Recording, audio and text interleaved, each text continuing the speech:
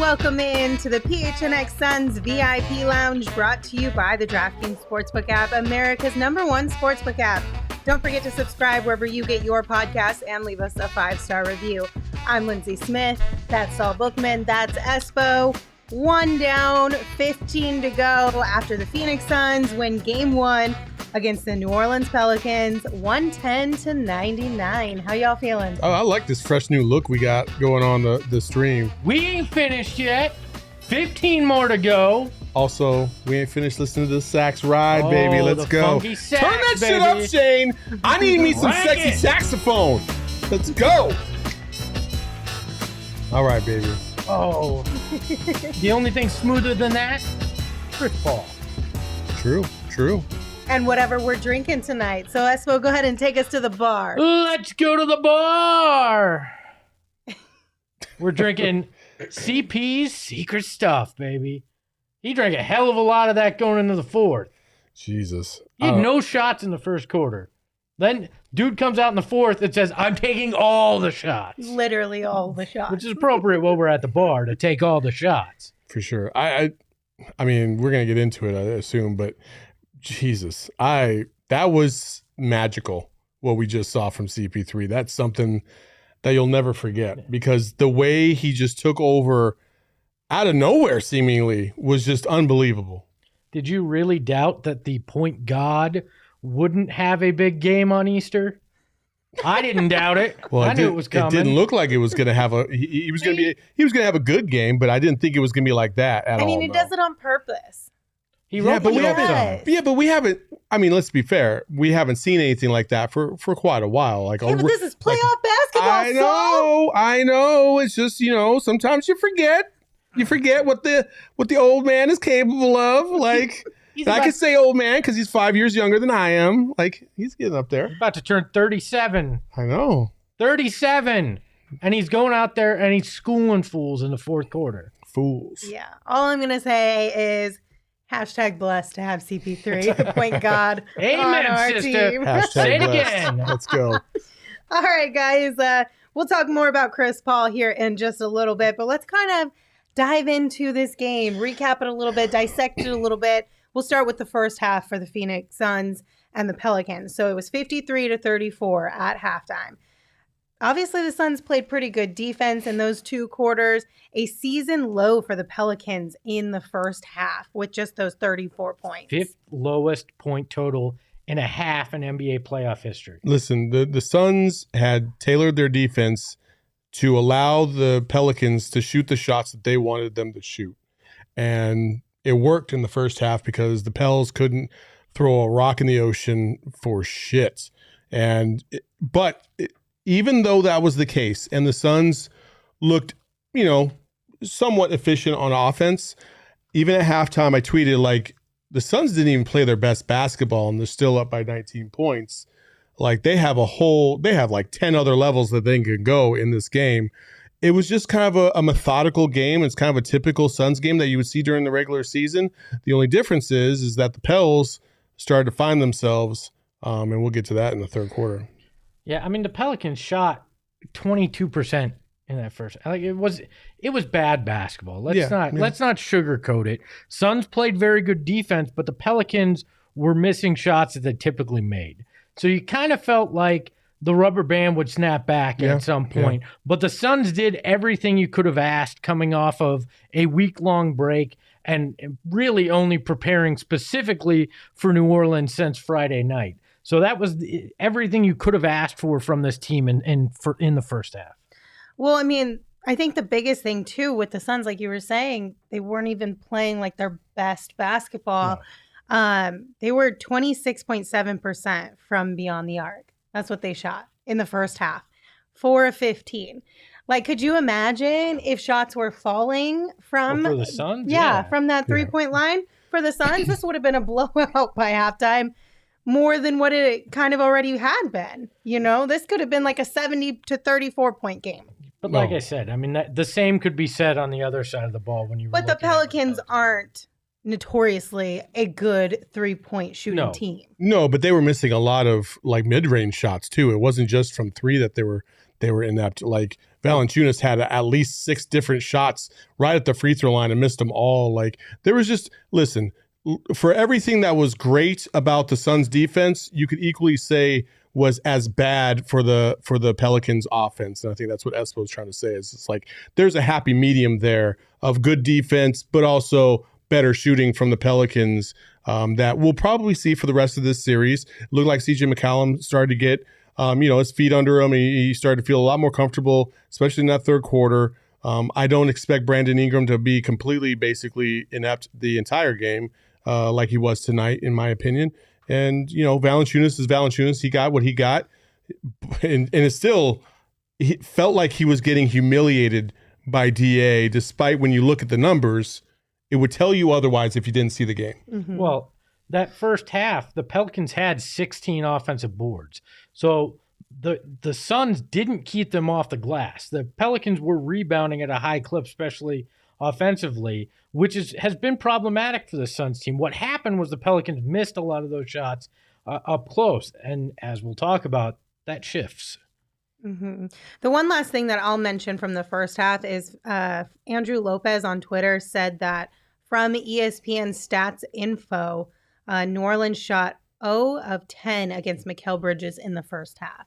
So just a few flowers for Mikal's lockdown defense in that first half. All right, let's talk about that third quarter. Yeah, well, just like Espo talked about, for every good thing that went the Suns' way, despite giving up all those offensive rebounds, things drastically took a turn for the worse in the third quarter. Offensive rebounding, open shots, they got a little lax on defense, open, layups, threes, like the whole gamut. The Pelicans scored more in the third quarter than they did the entire first half, which is saying something. And so moving forward, and we knew this going in, we knew that the Suns' weakest point is defensive rebounding. We knew this. Valanciunas and company are a very good offensive rebounding team. Like, we know this, and they're good. They're a good offensive rebounding team against everybody in the NBA. Third in the league, not just just the Suns. So it's not just a Suns problem. Like, this is a very good offensive rebounding team, and if the Suns don't focus, which they did not in the third quarter, that shit will come back to haunt you, and it sure did. And that's why the Pels came back in the game. Look, it was the third quarter was a correction. Like we're talking about in that first half recap. Look, we knew the Pelicans were going to shoot better.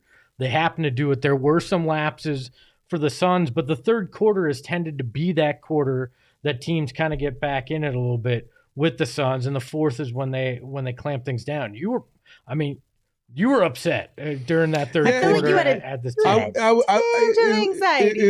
It wasn't the anxiety necessarily. It wasn't the anxiety because they were coming back. It was the way they were coming back and what the Suns weren't doing to prevent it. Listen, if you're going to play in the playoffs, I know during the regular season, third quarter teams make runs. Then, typically the Suns they're just an okay third quarter team, and then they turn it on the fourth, put you away. Like, if you think that that's going to be the habit moving forward, I understand that they're 48-0 now after leading through three quarters, but I'm telling you, if you're up by 20 against a team like, the Celtics or the Bucks in the finals, and you let them back in the game, or Kyrie, we saw it today with Kyrie and KD, like, you let them back in the game, they damn near won that game. Like, you can't do that against good teams. Luckily, the Pels aren't that great of a team, so they're going to be okay.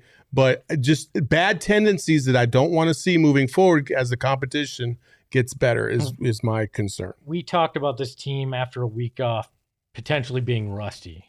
I feel like they came out in that first half with something to prove and got a little lax because of, in part, that week off in that third quarter, where it was just kind of like, okay, we proved what we could do in that first half, and we're going to kind of go through the motions. Well, now they got that wake-up call. That third quarter serves as, remember how that playoff run went last year? You're in the middle of it again. Mm-hmm. There's no time off. There's no taking 5 minutes in a quarter off in the playoffs. And I'd much rather see it in game one, round one, versus the Pelicans than, in the Western Conference Finals or something like that. Aussie Suns Fans Pod is his handle name, says, we need to address the elephant in the room. Jay Crowder at power forward having one rebound for the game just isn't good enough. That is true. But let's take this into consideration. The Suns got limited production from a few individuals that they are going to have to rely on as they move forward. Jay Crowder being one of them. Cam Payne did not have a good game whatsoever. He struggled. And for a while there, despite the defense, Mikal offensively was a little bit MIA as well. But then he picked it up a little bit towards the end. So I think you're going to see significantly better games from those guys moving forward. And we already know about Jay Crowder. Like, listen, Jay Crowder, it's like all or nothing with him, especially in the playoffs. We saw that last year. We're probably going to see a little bit of that again this year. Everybody, to your point, Espo, everybody had a little bit of rust to knock off. I think they've gotten through that. And I think now the good thing about this is they understand that the Pels are not going to be an easy out. They're going to play hard. That's what they do. And the Suns are going to match that energy and take care of business. So it's kind of a good thing that they made that run in the third quarter to kind of keep it somewhat close. Look, 65 minutes from the bench tonight. 4 guys. They shortened the rotation to 9 guys. 65 minutes between Torrey Craig, Cam Johnson, JaVale McGee, and Cam Payne, and you get 9 rebounds out of that. That's the difference there. The bench has to be better on the glass. They have to be better offensively because you only get 22 points out of the bench. That third quarter was primarily the bench that got you in trouble there. That needs to be tighter. They're one of the deepest teams in the league. Your bench needs to perform better. And the third quarter in particular, when you have a big lead like that, you need your bench guys to either sustain that lead or stretch it. They didn't do it in the third today. So I have a question about Cam Payne, since we're talking about the bench and we kind of brought him up. I saw a couple people on Twitter talking about maybe, I'm not making an excuse, I'm just throwing this out to crowdsource, right? Figure out how you guys all feel about it. Maybe he is not fully healed from the injury a week or so ago. You're at a point where there's no excuses. I don't care. If you're out there, if you said I'm good enough to play, you gotta step it up. You gotta work through it. If you're too injured and you can't perform, you need to say, I can't be out there, and then it's next man up. It's Aaron Holiday, whoever it is. But if you're out there, there's no excuse for Cam Payne. I don't see that either. Yeah, I mean, Cam Payne has some wide open shots that he just missed. And you know what? It's okay. That it happens sometimes. Hell, it happened to the Pelicans the whole first half, right? And I don't think any of them are injured. So, like, Cam Payne had a bad game. That's okay. He'll bounce back. He'll be fine. I certainly don't think you just bench him and go straight to Aaron Holiday now. Like, that's just not the option. Like, Cam Payne's your best offensive scorer at the point guard position besides Chris Paul. Like, you got to play Cam Payne because Cam Payne's high is game-changing. It's game-changing. He can turn a game at the drop of a dime if he comes with it, because that energy is really infectious. Well, and you could get away maybe with Aaron Holiday in this series, but beyond that, as it gets harder and harder, that's a big risk. Yeah. Oh, Cam Payne, Jay Crowder, Torrey Craig combined for 3 freaking points. That's problematic. You can't do that, and you can't bench all 3 of them. No, you know what I mean? You don't bench any of them. It's a bad game one, and Chris Paul, Devin Booker, Deandre Ayton, Mikal Bridges picked up the offensive slack. We're talking as if somehow this was a game 1 loss, and they won by 11 freaking points here. So the third quarter was rough, but the fourth quarter is where they decided to wake up at least one man in general who had hibernated, if you will, for 3 quarters. Yeah, and Chris Paul, how many minutes did Chris Paul play tonight? Chris Paul logged 35 minutes. 35 minutes. That's not bad. That's not terrible. No. Like, in the playoffs, that's about what you expect. So, when WD-40's in the chat talking about give Holiday a run or try point book to buy CP3 a few minutes, CP3 didn't need a few minutes. He was good. He took a few minutes in that first quarter. He took the whole first half off. You know what I mean? Like, we'll be all right. We'll be all right. 4 assists, 0 shots. I think he was conserving the energy there in that first quarter. Absolutely. And I mean, we talked about it at the top of the show, but let's get into it even more. We're going to go ahead and give Chris Paul, our DraftKings King of the Game honor tonight. He really flipped the switch in the fourth quarter. He had 11 points heading into that quarter.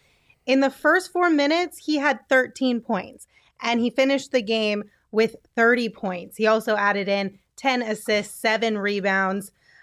Chris Paul had himself a night in that fourth quarter, at least. He had himself a fourth quarter. He had 17 of their 19 points where they stretched that lead back out in the fourth. Chris Paul looked at the situation and said, now's my time. And he masterfully went through, hit those mid-range, got to the rim, hit a couple three-pointers. He did every little thing that you could possibly want. And you looked at him and you went, how did anybody ever think that this guy might be potentially washed? Because he does the little things so damn well. I mean, Chris Paul, I tell you, the way he just, I've never seen anything like it, really. You know, guys in their prime, but also with so much experience and age. You kind of see it a little bit with like LeBron from time to time. You saw it with like Jordan at the end and Kobe. Like the way Chris Paul just surgically dismantled the Pelicans in the fourth quarter, like as if like there was just never a doubt. He pulled up from three, he hit it. It was like, yeah, this is what I do. Like I wake up and I play basketball. I'm fucking good at it. Like what? He's like, I can take a week and 3 quarters off and still just knock him down like no one's business. I want to throw it out to the chat. Do you guys feel like Chris Paul strategically does what he does through those first 3 quarters, knowing he can turn it on? Or is it simply he's taking what the defense gives him, and in those first 3 quarters, they just kind of forget about him, and in the fourth, he has these opportunities? Because to me, I can't tell which it is. Is it chicken or the egg? What is it? I think it's strategic. I do. I think it's a little bit of both, right? Yes, you're taking what the defense is giving you, but you're not going above and beyond to force shots or find those shots. You're finding shots for your teammates. But then in the fourth quarter, he goes, okay, now I'm going to go above and beyond. I'm going to find my shots. So I think it is a little strategic in the sense of, 1, getting teammates involved first, and then 2, letting them kind of forget about me for a minute. Maybe throughout the course of the game, everybody knows coming into the game that Chris Paul is capable of this. All these guys on the court, right? It's not like he's tricking them. It just might be a little bit of recency bias where they're just like, oh, we're good. They fall asleep at the wheel, basically. Yeah, I mean, I agree. But after Chris Paul hits that first 3, you're like, oh, shit, yeah. We can't let that dude do this. But then it doesn't matter because Chris Paul's just that damn good. And that's the thing is like, I would normally agree with you guys in terms of like kind of rope-a-doping them, if you will, which is okay, cool. But the way he was also just blowing by defenders and just he made it look so easy. So easy. Like nobody at 37 should be doing that in the NBA ever. Like nobody has ever done that in the NBA at 37 ever. Like maybe LeBron because he's getting close to that age. But oh my God, like it was stupid how good that was. And the other thing that I got to say about Chris Paul is I don't think he just is so smart at knowing what his team needs. And in the first half against a team that's below average, his team did need him to do all the scoring and stuff like that. But he felt the game starting to turn on its head a little bit. And he was like, nah, we can't have this. And he put him away. And that's what the great ones do. But it's surgical when he does it too. Like he knows where to be. He knows how to get in that position. Once they kind of collapse on him, he knows how to find his teammates still. It's just such a damn thing of beauty. And why I think the Suns team is so dangerous throughout this is you could have Chris Paul or Devin Booker do that on any given night and pick apart a team in this playoffs. Look, if an 11-point win against the Pelicans doesn't feel like a success when you're up as big as you were in the first half, but I don't care. Any way you get these 16 wins, I don't give a crap. And when the Suns do Suns things like they did again tonight, get in the fourth quarter and take care of business, I'll take it. I'll take it any evening. And you can sit there and say, oh, well, he's not going to do that against the Warriors, or he's not going to do that against against the Grizz. Bullshit. Like he can and he will. Like he can. Like listen, like all because he's doing it against the Pelicans doesn't mean that he can't do it against anybody else. Like he literally hit a game-winning shot against the Warriors when he didn't really do anything down the stretch. But he was like, okay, well, I'm going to hit this game winner and we're going to get this dub and we're going to leave. And that's what he did. Like come on. Like, we can't overreact and then start to nitpick on this win. A win's a win. Look, the Grizz lost game 1 against the freaking Timberwolves. You know what I mean? The Celtics almost lost against the Nets after blowing a 20-point lead. Who gives a shit how you win as long as you win? They're going to clean some things up. They're going to get better to game 2, and everything's going to be fine. But I'm not going to nitpick a 15-plus point victory just because we want to say, oh, well, somebody can't do this against the elite teams. The elite teams struggle too. Hey, any playoff team can be elite at any given moment. Yep. Just because New Orleans was the 9th seed record-wise, flashes of brilliance still happen. They had to win 2 very tough games to get to this point. They played stretches of basketball that were unbelievable to get there and to come back against the Clippers. There will be moments where the Pelicans play elite. The Suns took care of business. They'll continue to take care of business in this series, and they'll move on to the next one. So I feel like the chat is pretty much, well, there's some 50-50, but a lot of people are in agreement with you. Absolutely, Espo, it's all planned. CP3's been doing this way before Phoenix. He does it on purpose, picks on their tendencies, then exploits them. He feels out the game, wants to get his guys going first. I feel like the chat kind of agrees. Jose Villarreal, come on now. I didn't see that one. CP3 equals the Kmart version of Isaiah Thomas. Get out of here with and that the way mess. that's spelled, isn't that the Isaiah Thomas that played for the Suns, not the Isaiah Thomas that was in Detroit? No, I think that's the one from Detroit. Is the spelling? I mean, I would assume that's who he's speaking about. But I think the way he spelled it was I could be wrong. Don't they spell it the same way? No, they spell it differently. I'm pretty sure the Pistons Isaiah Thomas is spelled that way. Okay. But okay. Well, either way, I'm just really glad that we got that fourth quarter performance from Chris Paul. And I think the biggest thing to remember is that, like, if you want to talk about games against teams like the Warriors, for example, this team doesn't have to rely on only Chris Paul. They can rotate, right? Like you said, Devin Booker can come in this game and do the exact same thing. Chris Paul and Devin Booker can split a fourth quarter.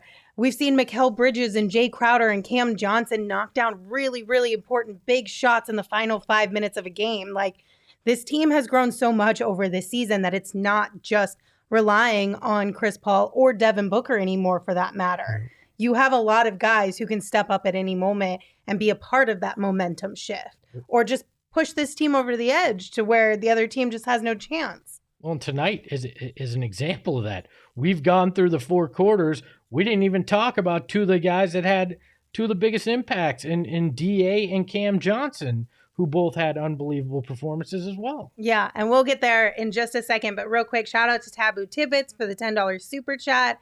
Said CP3 with a vintage performance, 30, 10, 7 on 75% shooting. He got that Coco 5 from Book in the 4th. # Suns in 4. Thank you, Taboo Tidbits, for the super chat. A bit more than that Coco 5. I'll say that. It's a combined effort, maybe. I don't know. think it's the fact that he has unbelievable skills that did it, not what he's ingesting or imbibing. Just a guess. The longevity might be a byproduct of the veganism, yes, but the skills is his own own doing. Yes. All right, we're going to take a quick power, break, baby. Let's go. Because y'all know the NBA playoffs mean next level basketball. What? So get in on the first round action with DraftKings Sportsbook. Get in. Hot action. Let's go. An official sports betting partner of the NBA. This week, new customers can bet $5 on any team to win and get $150 in free bets instantly. Any team? 150? Instantly? What? Any team, $150 instantly. You win no matter what. Plus, get this. Each day of the first round, you get a risk-free bet up to $10 if your same-game parlay does not hit. Risk-free? Really? Each down. Risk-free? That's pretty dope. Yeah. Like, what if I fall over and hurt myself? Oh, my God, Espo. Stay on fucking track. Okay, sorry. Jesus. Sorry. We're not playing what-if scenarios during this ad read. Good God. If you guys decide to get in on the action with DraftKings, let us know what you're betting on. We want to be able to support you and cheer you on if you win a whole bunch of money. Download the DraftKings Sportsbook app right now. Use promo code PHNX. Bet $5 on any NBA team to win their game during the first round of the playoffs and get $150 in free bets instantly. That is promo code PHNX at DraftKings Sportsbook, an official sports betting partner of the NBA. Just a reminder, that is 21 and older only, Arizona only. Gambling problem, call 1-800-NEXT-STEP. New customers only, minimum $5 minimum deposit. Eligibility restrictions apply. See DraftKings.com/sportsbook for details. By the way, guys, you know what I started thinking about during the playing games? What? Balls. And the importance to the game of basketball. Did you know that? Is that really the transition he was trying to go through? I'm so glad I asked you. First of all, Espo fucked this all up from the beginning. You know why? Because at the beginning of the show, he said that was smooth. And I thought for sure you were going to go right into a Manscaped ad. That's where my head was at. That's what real G's would have done. I was thinking about balls during the play-in tournament and how important they are to basketball. I mean, they're an integral part of the game. Hell, they even have one on the championship trophy. I mean, I almost said the Lombardi trophy. That doesn't have a basket. It has a ball, just a football. But the Larry O'Brien trophy even has one. But what happens if they don't feel right to the touch? They are both smooth. So. They are. But what happens if they don't feel right to the touch? I don't know what the fuck you're talking about. What happens if ruffled leather and a fuzzy or have a weird smell? Oh, hell. The ref is throwing them out and getting a different game ball. I refuse to be a part of this. If they're not ready to be played with, they're not even going to get into the game. Because it's the playoffs and only the best balls make it, damn it. What the hell? Only the best balls. Really, Manscaped? This is what you came up with. So get your balls playoff ready. Yeah, that's right. Get your balls playoff ready with Manscaped. That's right. Use the promo code PHNX. Save some money at manscaped.com and get your balls ready for the playoffs. Let's go. Okay. Hey, babe. Oh, Lindsay laughed really hard on that one. Well, because you were so shocked too. I've never seen you be like, "Oh, damn." I was like, "What the hell?" This ad read. Saul to be like, "This might be too far." This ad read made no sense to me. I was like, level. "What the hell?" I wrote that myself. Saul. Did you really? I did. Oh, well, good job. I sent it to Jacob, our super producer, at one point too. Okay. Oh, that's fantastic. All right. Okay. Hey. Get some Manscaped there, huh? So Cam Johnson and Deandre Ayton. Let's talk about them because Deandre Ayton. yes. Let's move on, Espo. As much as I did enjoy that, I can talk about championship balls all night if we need to. That was really funny, but yeah, we should probably move on. You want to start with Cam or DA? It doesn't really matter. It's always DA. Yeah, talk about DA first. DA was phenomenal. He was unbelievable. I mean, if you were watching the playback with us, you'll know how much I just love when DA goes off. And he was phenomenal on both ends of the court tonight. Even though statistically, you look at his numbers. 21 points, 9 rebounds, 4 blocks, and he was a +7 tonight. And 3 assists. And 3 assists. And the blocks. 2 assists. The blocks, the intensity. I just feel like, I know people are going to look and say, oh, well, he only had 9 rebounds. But it's just so much more than that because he occupies a lot of space for others to get the rebounds. And I think this is what you're going to see in this series. There's going to be times, and it happened several times tonight, where DA does his job but gets pulled away from the basket. Others have to do their job to secure those rebounds. And that's why, that's why things kind of fuck up around him, if you will. And so he doesn't get credit for those rebounds, but he's putting himself in a position to give others the opportunity to get those rebounds, and they just aren't coming up with them. So I think you'll see that cleaned up. I think they'll be better overall moving forward, but DA was fantastic. And he was a game changer tonight. He really was. Yeah, complete difference maker. And you can't, I hate the rebounding crap. Like, you ask for him to be intense. This is the most intense game I think we've seen Deandre Ayton play.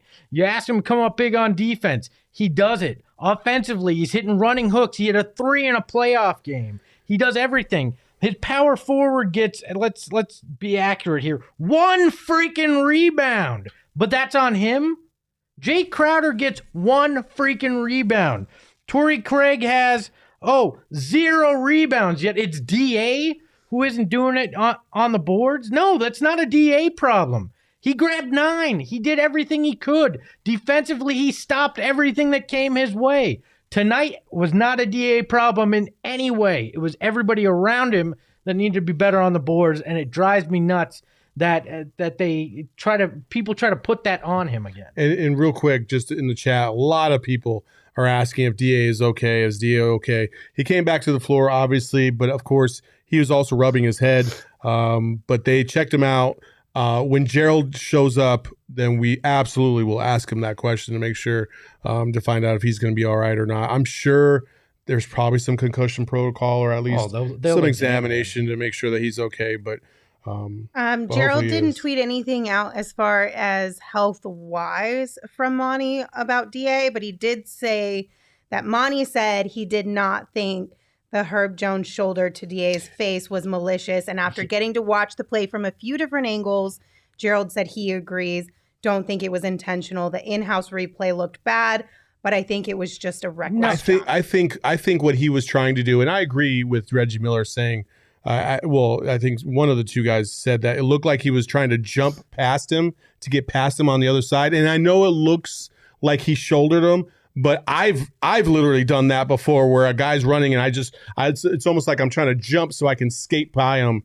And I'm not trying to say Herb Jones is completely innocent. It could have been dirty, but if they say that it wasn't dirty and they don't think it was dirty, okay. Can I get the single shot? Uh-oh. Here we go. That was dirty. What the hell are you jumping for? Why are you popping your shoulder into DA's head when You're the jumping play's so you over? don't get hit by the player. He jumped into him. He didn't jump away from him. He jumped into him. What I'm saying is like fucking stop if you're not trying to run into the guy. No, you're not trying because you gotta go play fucking defense. Listen, what does he play? He was on offense. He wasn't going to play. They had scored and he was running back. Yeah, running back point? where? On defense. No. Yes, they had just scored. The Pels just scored. DA was running back to go on offense. He was trying to get to the other side of DA, and instead of just running in a straight line and hitting him, he tried to jump so he wouldn't collide like his legs, is what my impression of it was. Right, Shane? Like, as a basketball player, you know you've done that before, especially if you have to get in position to press or whatever. Like, that's what he was doing. So I'm not going to sit here and say it was completely innocent, and maybe he was being shady as hell and he gave him a shoulder check, but I'm going to say that if Monty and Gerald look at this from a different point of view and they've seen all these angles, I'm okay with it. I've watched all those angles too. Well, we're putting Gerald on Monty's level now too. I kind of like that. I mean, Gerald's the girth. I trust Gerald. I don't know. It did not seem like a natural movement to try to get away from a guy. It is a natural movement. Into the guy. It's a natural movement. Into DA. He was trying to jump around him is what I'm saying. I only saw a couple of angles of it. The angles that I saw, the first one that they showed us on the broadcast looked bad. Then there were a couple others where it was like, okay, maybe it wasn't that bad. Mm-hmm. So I don't know for sure. I would like to think, though, and this is what I'm going to go with, is that it wasn't intentional, because if it was intentional, that's super messed up. And I would like to think that more NBA players than not have soul and some morals and aren't that dirty. It was reckless if it wasn't intentional. Reckless is one thing. That's yeah. Reckless I can get on board because as soon as he hit him, he realized he hit him and he was like, oh, shit. You know, he stuck his hand out like, you good? You know what I mean? So, like, I mean, unless you know, Herb Jones is just the dirtiest player we didn't realize was dirty ever. I haven't heard anything bad about Herb Jones all season. There was a moment where Pat Beverly became Pat Beverly too. God. Maybe he's just embracing the dark side.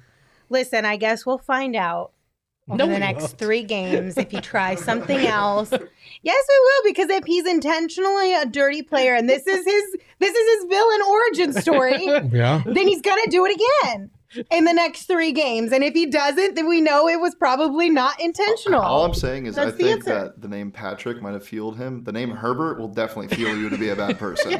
Doesn't that sound like the name of a villain where you'd want to change your name to like the Joker or something? Herbert? Your name Herbert? I thought Herbert was like a love bug.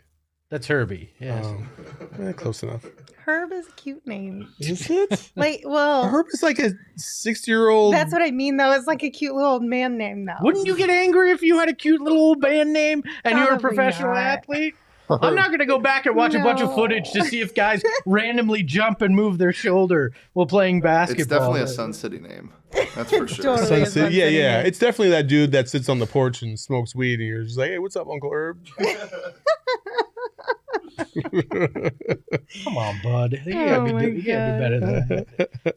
All right. So DA had a pretty good game. Hopefully everything is okay. Yes, we will absolutely keep you posted if we hear anything at all. You can follow us on Twitter at PHNX_Suns for anything that's breaking or that comes from practice tomorrow. If we hear it, we'll put it out there and you guys can all have all that information. All right, Cam Johnson. Cam Johnson finished tonight with 13 points. He only had 1 rebound in this game. Offensively, though, off the bench, he was the guy. Yeah. Which, thank goodness that Cam was able to contribute offensively in that way, because the bench would have been hurting real bad without that. Another thing is that I feel like Cam has finally really turned a corner. We've said he's slowly at the end of the regular season. This game felt like, okay, Cam's good.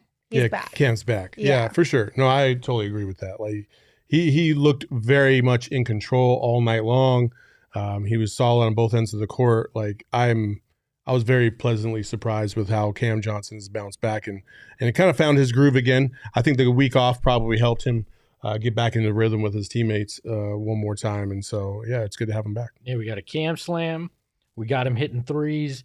That was what you wanted to see offensively. Now, hopefully he'll get better on the boards. Hopefully this whole team will get better on the boards. But when it comes to offensively, that was the Cam Johnson that we were hoping to see. I just wish we saw a little bit more of him. He went 5 of 6. Like, give him the ball more if he's going to connect like that, because he's not one of the top 3-4 options that they're looking at offensively. That New Orleans is keying in on. So he should have some open looks in this series. I hope they get him even more involved in the offense going into game 2. I'm telling you what, if Cam and Cam can get on the same page and connect, that second unit is going to be lethal with JaVale McGee as well. Like, I'm excited to see them on the same page. And I'm going to go on a limb right now and say next game combined, those two will have 30 points. I'm going to say you're going to get 20 plus from Cam Johnson himself. Well, 30 points combined is what I'm going to go with. I'm here for that. I am not mad at it at all. R in the chat said Cam needs to work on his rebounding and blocking out. Is that something you agree with? And if so, is that the next step for Cam? I mean, the whole team was bad offense on the defensive glass. So, I mean, we could point to everybody. Jay Crowder needs to work on his defensive rebound. You know what I mean? Like, fair. They had a bad night on the boards. But again, they'll look at things, they'll address them. And it's hard when you have to play a team like the Pelicans, who you don't really see that kind of size all the time. And you certainly haven't played in a competitive game for a long time. Having to match that kind of intensity on the boards. Plus, when desperate teams are trying to get back into the game, that also changes the kind of the algorithm. So, the algorithm. The algorithm, yeah. We're now mental algorithm. We're running mental stuff on the algorithm as well. What is going on in the chat right now? Oh, okay. All right. I don't know what's happening. Yeah, somebody's talking trash, but who cares? Look, the rebounding needs to be tightened up. We talked about it pregame, how good this Pelicans team is on the offensive glass. But the encouraging thing was the Suns only had 9 turnovers.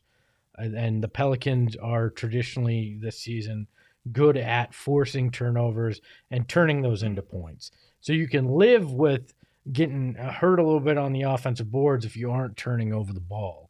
So as long as they keep not turning it over, you can have a little bit of leeway on the boards. It's when both of those things go against the Suns that's when I think the Pelicans might be able to sneak a game out in this series overall. I do like Doug Allen in the chat says, Miguel Bridges almost baptized Valencius. That's close enough. I get it. That's pretty close. That's like when I took foreign language in college. It was like, you just got to get the translation close enough to get some kind of credit for it. So we're giving you credit there. So I do have one quick update from Gerald, who will hopefully be joining us here shortly. He did mention that he spoke with Monty and a handful of the players. He's waiting for DeAndre now. So hopefully he will be here shortly. But as far as the offensive rebounds go, Monty Williams said that the Pelicans got nearly 20 more shots than the Suns. So noted that difference there as well. Said they were a bit rusty after not playing for a week, but they persevered. But we have to have a hit first mentality. Monty said boxing out is a lost art in the NBA. and that the Suns simply have to do a better job keeping the Pelicans off the offensive boards. So they're focused on it. And I know we've been saying that this last couple weeks of the regular season, that they were focused on it, they're aware of it. But I think the last couple weeks of the regular season were different, right? Because guys were in and out. They were playing very few minutes. They were playing strategically, let's not get hurt basketball. Yeah. So they're aware of it in this series, and it's going to be at the top of their minds. And hopefully we see a little bit of an adjustment in the next few games.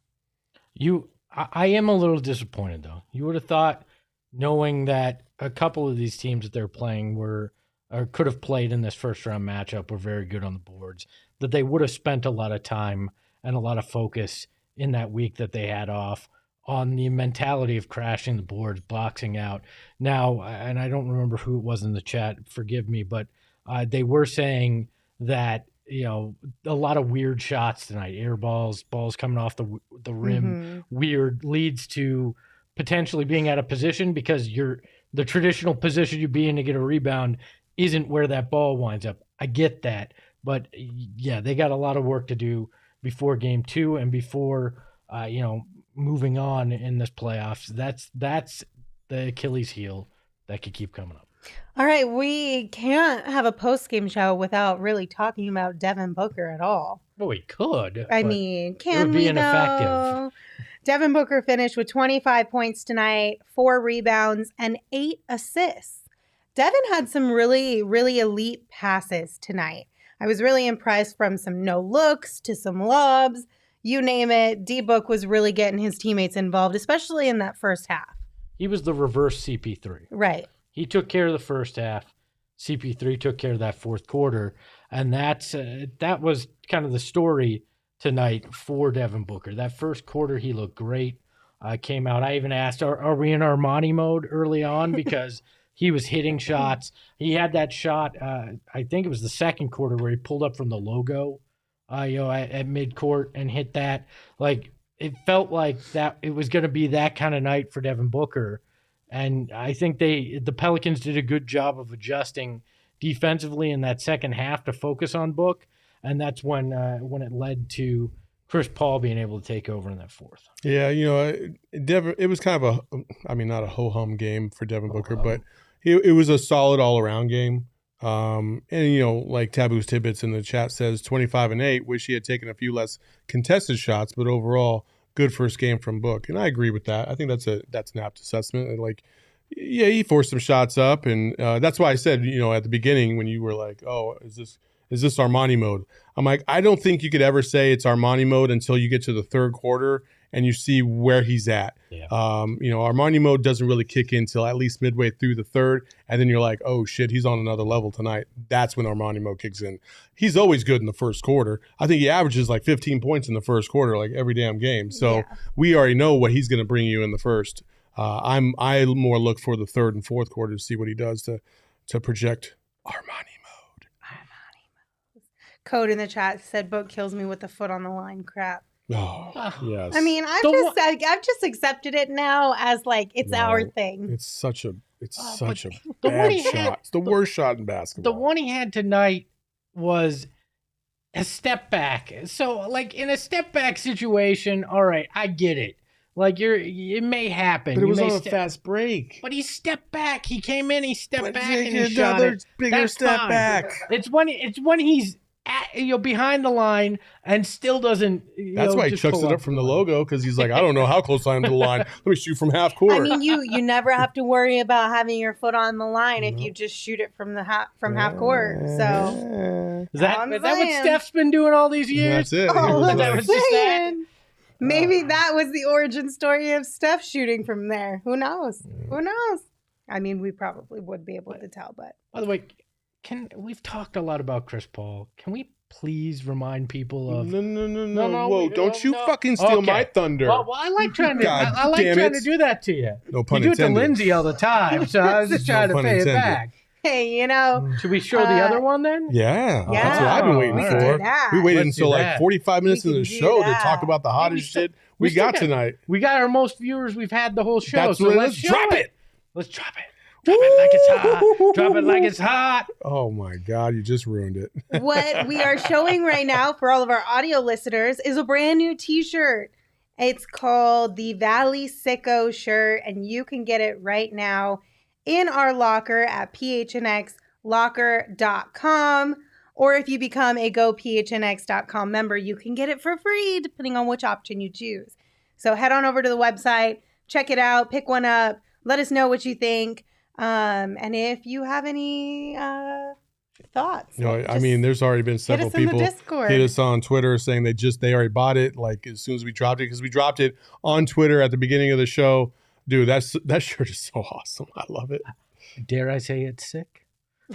Mook Allen in the chat says, I need to see that in real life first. I love Sal just ignores what I go like that. Brett Murdoch said, I already copped that ish. Can't wait for it. Charles says, yes. Ha ha ha. Yes. Sean said that shirt is fire. Mike said, no lie. That is dope. Edward said that's a pretty good visual. So you guys, it's a pretty sweet shirt. If you're listening to this on audio, I'm telling you, go look at it and then go buy it. Can we show that one more time for the peeps? Because it was just so damn good. I gotta see it again. The gorilla screaming, that is pretty dope. I do like that. Brett Murdoch says the gorilla screaming is such a sick touch. No pun intended. Look, I've been called a sicko before, but I proudly wear that out and about. But now it means something positive. Now it's worth it. Once again, we don't have the sound effect, but boo. Good job. Good job, Shane. So yeah, that's our brand new shirt. Thanks for waiting 40 minutes to finally get a look at it. We appreciate you guys. As if they could have just been on our Twitter and seen it a while ago. That's true. Iverson Vlog said, look at Gerald's tweet. Ayton said his head is fine, but said also something. Ayton isn't happy. Yeah. Okay. We'll hear what Gerald has to say about that for sure. So, but at least we have that small update. Ayton is fine. All right, guys. It's time for some screenshots. Let's do it. Presented by Arizona Department of Health Services. COVID-19 vaccines are free for everyone 5 and older. Those 12 and older are also now eligible for a booster. Visit azhealth.gov to find a location near you. All right. That breath real bad there? Can I go first? Yes, please. So, well, hold on. Let me break this down. So we're kind of changing this, right? These are some of our favorite moments from tonight's game. So we're changing it up a little bit for the playoffs. So I'll take it away. So my moment tonight was obviously Chris Paul. But then I thought, wait a minute. Don't we have a Chris Paul shirt? Let's drop this in. That logo right there. Look at that beautiful image, that point guard shirt. So while we're here, you might as well see what it looks like, because we actually have the point guard shirt that we released 2 months ago. It's been fire. It's been selling off the rack. And we just want to let you know it's still out there, and we saw plenty of people all over Twitter rocking that shirt at the game, showing it all over Twitter. It was freaking awesome. So you can still get yours. It's in our locker. Just a reminder, go get your shirt. Point God. He's the only God. He's the righteous God. The basketball God, sorry. I was like, on my this bad. day of Yeah, all my days. bad. My bad. My bad. My bad. My bad. Basketball God, my bad. Can we clip that and we'll put that on Twitter? I knew I was going to fuck something up. I knew I was going to fuck something up. Dude, Shane's like trying so hard not to die behind Mac. The look on my face must have been big. I tried to think of the lyrics to the song and I fucked it all up. Our point God is an awesome God. Yeah. But either way, he reigns from mid-range and above. Either way, it is still a really dope shirt. It's mid-range from heaven above. It's a really dope shirt. Look, you should check it out. Get yourself a late Easter gift. There's My still bad. time. Go buy yourself. Of all days to fuck this up, I chose this one. I'm sorry, folks. Should we just awkwardly stare at Saul here for a moment? I feel like everybody's already awkwardly. People in the chat are awkwardly staring at me, and I can't even see their faces. I just know they're like, "What in the fuck is wrong with this dude?" Like, damn, Saul's going hard tonight. All right, Espo, what's your favorite? I don't remember. my screenshot is the look on my face from when Saul just said that. No, mine was this was about midway through the fourth quarter, actually 8 minutes to go. Suns were up 7, but the Pelicans were making their run, and Chris Paul kind of okey-doked his defender, pulled up, hit the three, put him back up by 10, and that basically slammed the door on the Pelicans. Edward Todd in the chat, you jerk. He said, Saul, nailed it. God. Oh, point God. I'm in the Gerald role right now. Oh, my goodness. How did I wind up in the Oh, no, Gerald? jeez. Oh no. Oh, jeez. Oh, All no. right, my screenshot tonight was when we got ourselves a Cam Johnson one-handed slam in the first quarter, because that was pretty. And honestly, I think it might have been you, Espo, before, like a couple minutes before this, you were like, I feel like we're going to get a Cam Johnson slam tonight. Mm-hmm. And then a few minutes later, we got one. Cam. And I think this one was my screenshot, one, because I love Cam Johnson, of course, but two, because it showed us early on, okay, Cam's feeling himself. We might get a good game from Cam. We shouldn't be concerned about Cam still trying to work through anything. This let us know, I feel like pretty definitively, that Cam was feeling good. He was back. Yeah. By the way, for those of you wondering why we're showing you a screenshot and not the play, our legal department, that's the answer. So that's why we're on screenshots. One more time, COVID-19 vaccines are free for everyone 5 and older. Those 12 and older are also now eligible for a booster. Let's do the right thing and keep everyone safe as we get together to watch Suns playoffs in action. Visit azhealth.gov for a location near you. Do you guys know what I was thinking about during the play tournament? No, I'm not going to do it again. Sorry. Go ahead. What a balls! No.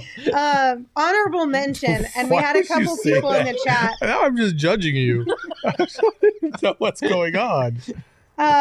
We had a couple of people in the chat mention this one too. Mikhail, honorable mention for Mikhail's defensive efforts against Jonas Valanciunas. The block he had. Yeah. Well, that one too, but even in the earlier on in the second quarter was like, he kind of was like a whole sequence. Mikhail was basically defending everyone for a hot second, then forced the jump ball. Hot, spicy depoy. That's what you're getting. Exactly. I'm glad we got to the playoffs now, so that way we can only give flowers to 8 people instead of 12. You're welcome. It was a 9-man rotation. Gerald, what's up, buddy? Oh no! Oh no, his audio doesn't work. How's it going, everybody? Hey, there it is. Gerald. Okay. Oh, there we go. You can hear me? What's going on, Gerald? Give us the lowdown from Monty. Well, actually, you know what? First things first, everyone wants to know. How's DA? Is he okay? Yeah, he said he was fine in postgame. Obviously we were a little concerned because he did stay on the floor after he took that hit to the face. And he seemed a little woozy, especially right after it happened. But he said he was fine.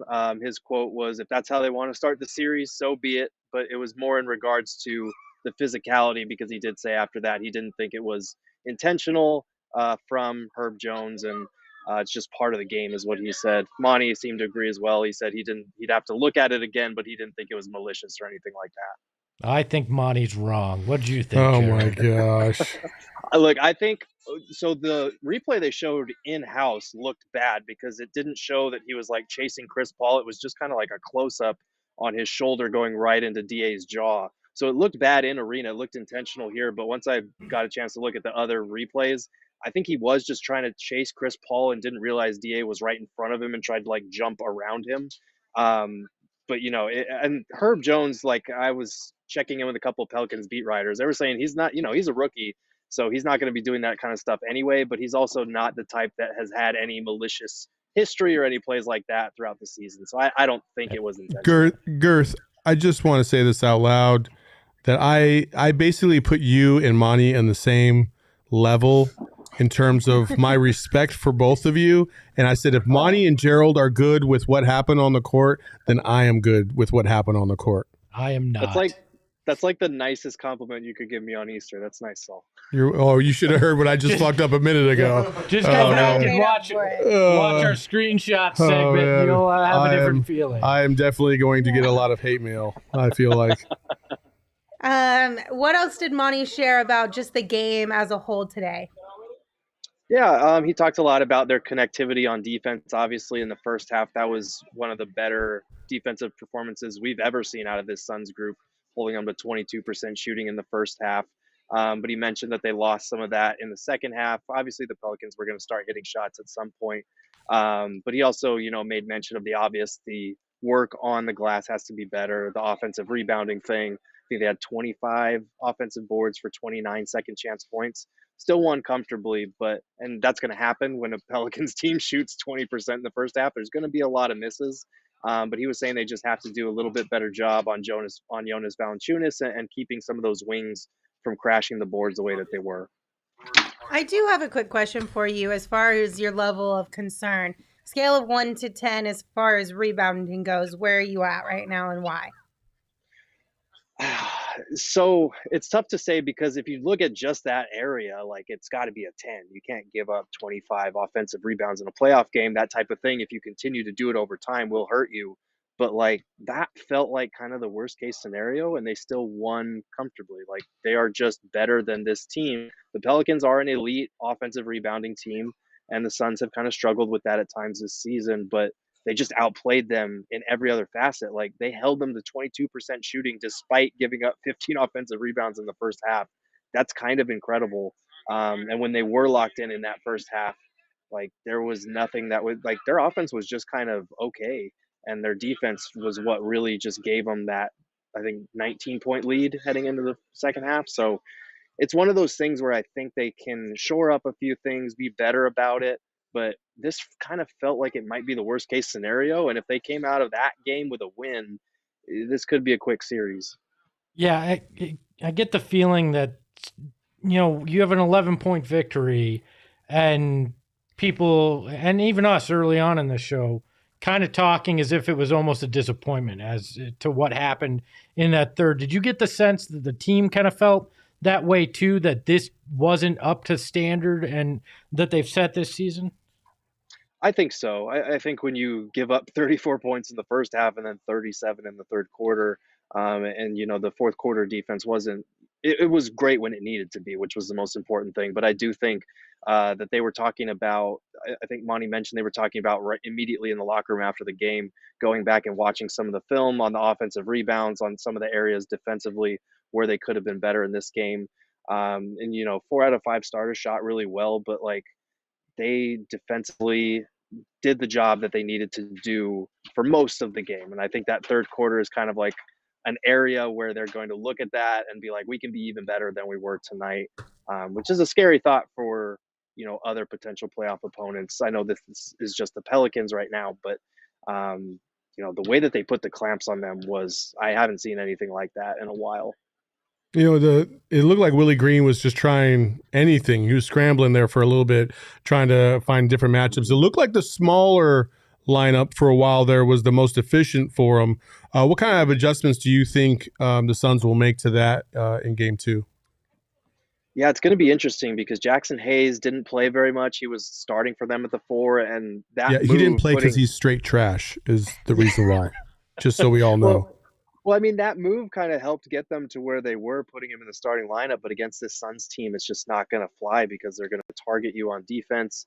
And, even with all the offensive rebounds that were being given up, they were able to target him, Devontae Graham, when he got in the game.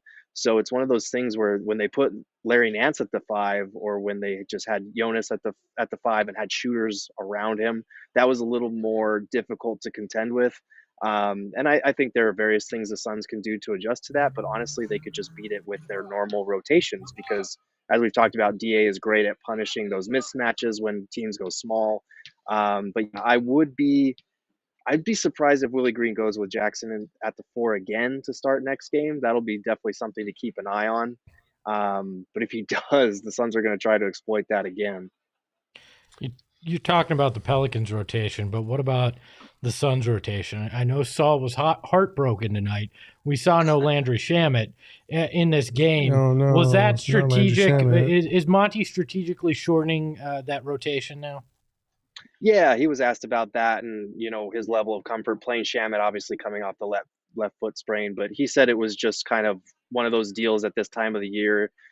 He's shortening the playoff rotation, and he let Landry Shamet know ahead of time that would be kind of the case tonight. He said there was I think it was in the second quarter, he mentioned that he felt like there was a stretch where he might have gotten him in there but opted against it. So we could see some Shamit in this series still, but tonight it just wasn't happening, and that's just kind of what happens playoff time. Did Monty mention anything about Cam Payne and his performance at all? No, I don't think so. I think it's one of those things where he had a bad night, but it's not. I'd be surprised if he plays like that throughout the rest of the series. He missed a couple of gimmies, a couple of bunnies. It didn't look to be injury related, right? No. I think he just missed some makeable shots that he normally makes, and it's one of those things where, as much as I did, because I saw a lot of people, Sun fans, complaining that he left Cam Payne in for too long, or why is he still riding with this guy? Again, we've covered this all season long. Monty's faith in his guys can be a detriment in the short term at times, but in the long term, it's the reason why so many of these guys have career years here and feel so empowered in this system. So I wouldn't sweat it. It was a bad performance, but it's one of those things where he can very easily bounce back in game 2 and make us all forget this ever happened. I heard Jamal Crawford was in the house tonight. Did you get to see him? Did you give him flowers I did not for me, personally Gerald? get to see him. I did not, but apparently we need to give him flowers because he was walking to the locker room apparently, and he saw Jamal Crawford, and Jamal Crawford told him to shoot more. So Chris Paul said, okay, then I started shooting in the second half. So we can thank Jamal Crawford. I don't believe that. Get the fuck out of here. That's not the reason why CP3 started shooting. The point God would not lie. Oh my on the God. holiest of days at that. So yes, give Jamal Crawford his flowers. No. Biblically, who would Jamal Crawford be? If he's giving we're not going into a religious talk. No, we're not doing this. No, we are not setting ourselves up for failure. I've done plenty of job doing that tonight. Listen, Gerald, I got one more, and probably the most important question of the night. How was Raleigh Beach?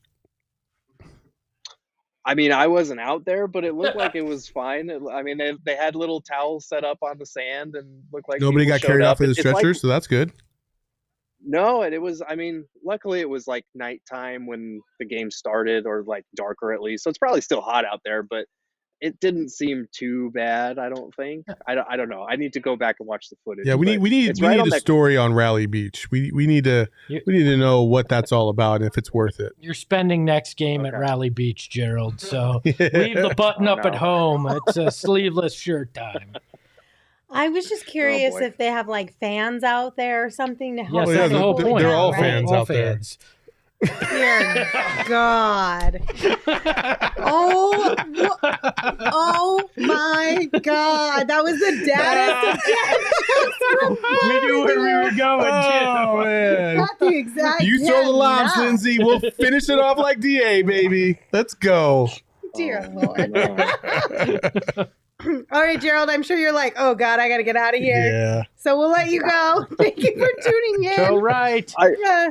Yes, I got one last thing for you guys because we didn't get to touch on this. Chris Paul said he could hear Willie Green yelling out, "Go under" on some of those screens, and like the MJ meme, he took that personally, and that's part of why the 3-point barrage that we saw unfolded. So he was asked, did a kind of a smile come to your face when you heard him yelling out the different defensive coverages? And Chris Paul just kind of grinned and dodged the question. But word to Willie Green, don't be yelling out coverages when the greatest point guard of all time is on the floor. Yeah, I can see that one. Words to live by. Thanks, Gerald. We appreciate you. For more on all of Gerald's gatherings from the game tonight, be sure to check out gophnx.com. He writes really great content over there.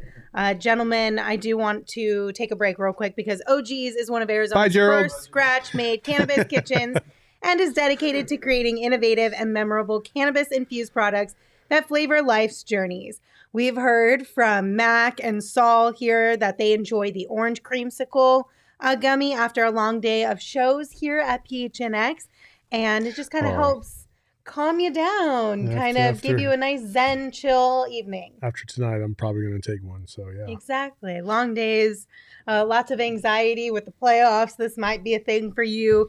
We're both Arizona brands, so if you'd like to know more about them and you're interested in trying their amazingly delicious variety of flavors, OG's brands has so many great things to offer. Their edibles are not a one-size-fits-all edible either, so no matter what you're looking for, they've got you covered. Head on over to ogsbrands.com. That's OGEEZbrands.com to find an OG's near you. Darth Vader, I might take you up on that advice. He says, Saul, take those before the show instead of after. No. Listen, this is coherent Saul that's fucking up. I can't even imagine what the other Saul would do. So let's not do I'm not gonna go down that. And then you're going to drive home. I actually did do that for one game this season. And if you could tell me which one it is, I'll give you a free shirt. Oh, I'm sure I could figure it out. I could tell you because I know. Yeah. I won't. Yeah. And this isn't for you, Linz. You've been on this show. I'm talking about those people. Make them do the work. You got to go back and watch every Josh episode. Already has every episode cataloged, right? Yeah, but he doesn't know which one. He probably does. He just didn't tweet it out. He was like, oh, the Suns are 1-0 when Saul takes a gummy. He's like, don't let me not put Saul on blast like that on Twitter. All right, guys. That's about it for tonight, unless you have anything else. Oh, we don't have a producer surprise? We could have have Sativa with the sickos. Yeah, the playoffs. Right? Sativa with the sickos? Sativa with the sickos. Yeah. Gummies with the fellas. Yeah, Darth Vader. Darth Vader also one of the other Suns guys that does a lot of some good work on his podcast as well. So you guys should check him out. Hi. Jam session. No producer surprise. There's 2 producers in this room. I know. We didn't get 3, one. Shane is a pro. Surprise. If you ask for a producer surprise, ask him right now and he'll come up with one. I guarantee Do you it. have a producer surprise for us? I could think of something. We are also an hour 6 in. I don't care. Doesn't matter. We got 3 producers in this It's the room. playoffs, baby. We go overtime. Okay. We give the people what they want. Do we have another ad read so I can think? That was it. Yeah, that was kind of it. Oh, Jacob's like, I got something. Jacob's trying to do sign language over here like a baby gorilla learning how to talk for the first time with his hands. Is like, what are you doing over here? Well, we could also discuss what we discussed on the Sun Devil show. How many 4-year-olds you can take in a fight? Oh, At one time. That is a good one. That is 0. A good one. Have you ever met a 4-year-old? No. at least 4. That's spoken like a non-parent. I have nieces listen, and nephews. I got 4 kids, and I'd whoop I could take at least 4. all of their asses if all 4 of them came at me at the same time. It would take at least 20. It would take at least 20, because one of them would get you in the. I don't think you could take 20. That's 20. I mean, just absolutely just murdering them. Like, They're 4-year-olds. I mean, like does that part not? Yeah, make you it, can't. Like, I'm you not, have to still be gentle with them. They're listen, children. if they're gonna fight you and they're coming at you to fight you, like what? Like it's either me or them. What the hell? Hold on. What? Lindsay's factoring in being gentle with them because they're children. Yeah. No. Are they armed? Like, why are we hurting them? This is what's that show? The Korean show that where Squid they play Game? Squid Game. Yeah, it's Squid Game. 20 of them are coming after you. You either got to murder them or they're going to murder you. No, you don't. Yeah, hold on. I thought that's where we were going with this. You don't have to kill them. No. What are we doing, Shane? Like the UFC, just knock them out. Put them to sleep. You just knock them out? That's it? God. I'd rather. Oh my God! I don't know. You would rather kill a child. Yeah, what? I mean, listen. Ask any of my kids. Like if Sean came running at me, and even when he was 4, like, because when they're 4, they're like the perfect height to like headbutt you in the crotch, and like, trust me, they're taking a knee to the head when they put their head down. Like, that's what's happening. Like, ask any of my kids. Oh my God. That's what Ask happens. it to your kids. Yeah. I don't think we should. Roll Yeah. tonight. We should. Wow. Wow. I think Am I wrong? You asked how many freaking 4-year-olds would it take to beat you up. I'm telling you, it would be at least 20, because 4 of those motherfuckers wouldn't get the job done. Hey, if you're in the chat and you want to donate to these kids, drop a super chat, because apparently we need to protect them. Oh my gosh. I was just thinking, like I knock was with me you. over, like Like they were going to be annoying and they would mess know. with you, but you would be gentle and like you wouldn't harm the children. You would just Okay, this is Lindsay. where you're underestimating it right now, okay? I think they were like, sealed oh yeah, in sure. 4. Let's just push them over to the side until one of them grabs you in the balls and hurts you really bad. So it's fine. Okay, whatever your sensitive spots are, I don't know where to go with this, Linz. I'm a guy. This is all I can freaking refer to. But why? Jesus. Are they SEAL Team 4? Are these highly trained 4-year-olds? Yes. These are like, look at what you did. this is like a 20-year-old. These are 24-year-old ninjas coming at you with throwing stars and fucking nunchucks. Well, that's different. These are highly trained No, they're not. They're just 4-year-olds, and you're fighting them with your hands. You're not supposed to kill them. You're supposed to knock them out. How am I supposed to defend myself? If I kick a 4-year-old in the face, I might kill them.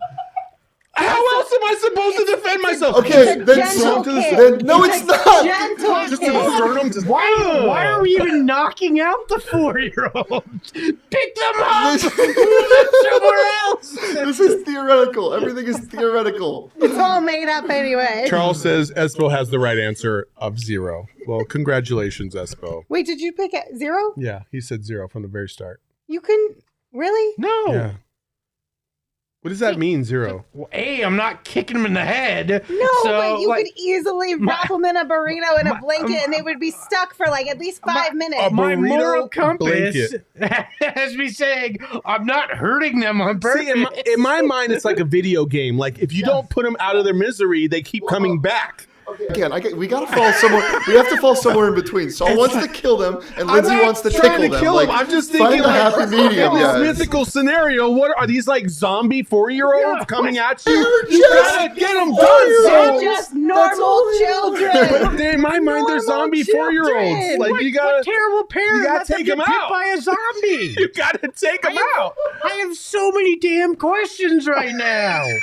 I need more clarification next time, Shane. Before you throw some half-ass 4-year-old answer out there. I just said 4-year-olds. You How many do you think it would take? And what would be your strategy? And what would you do to these kids? 19, and I'm like capoeira kicking them, like spinning around, kicking them. You guys, something shiny or candy is how you disarm a 4-year-old. You don't have to beat them senseless. They want to fight you. Yeah.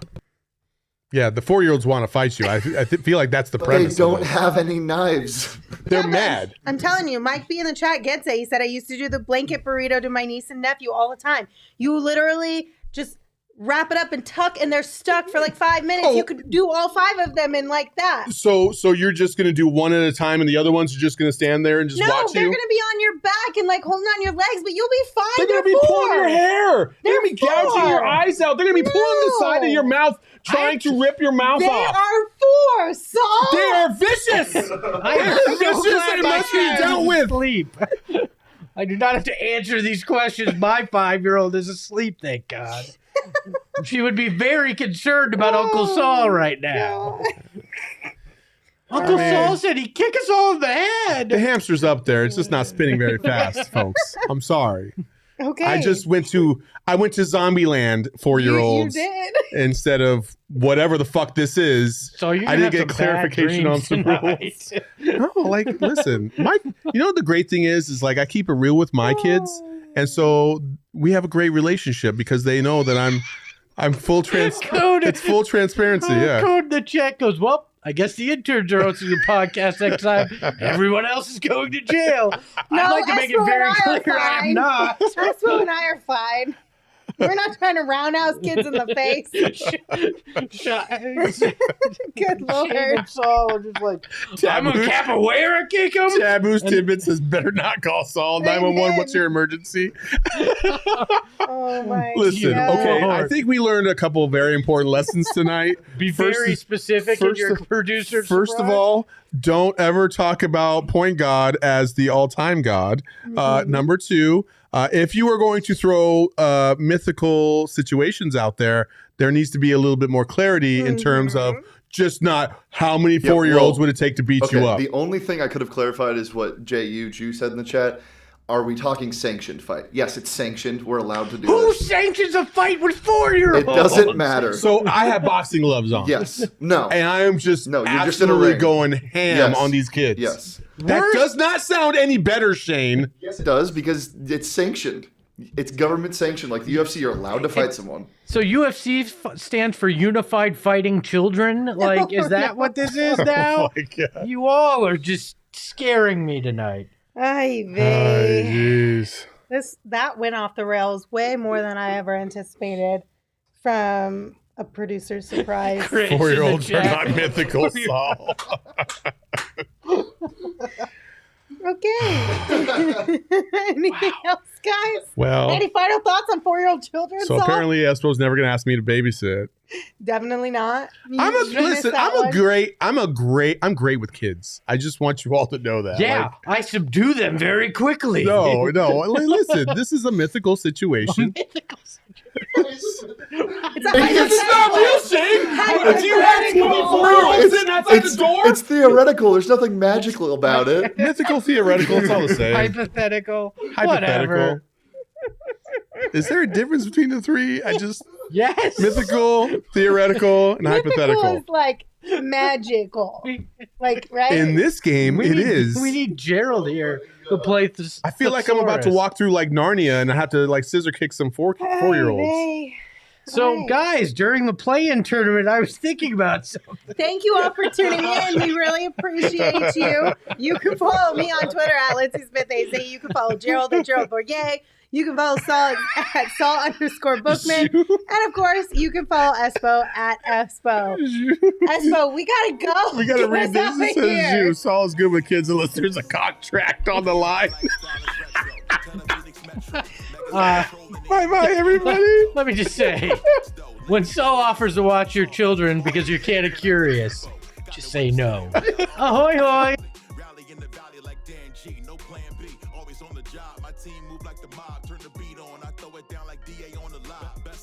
Since KJ, Marley, and Charles. If you squad, just sitting on the chat, get involved. Rhymes say it's got flavor. Known to shine greater, glide like Tom Chambers and Bulls.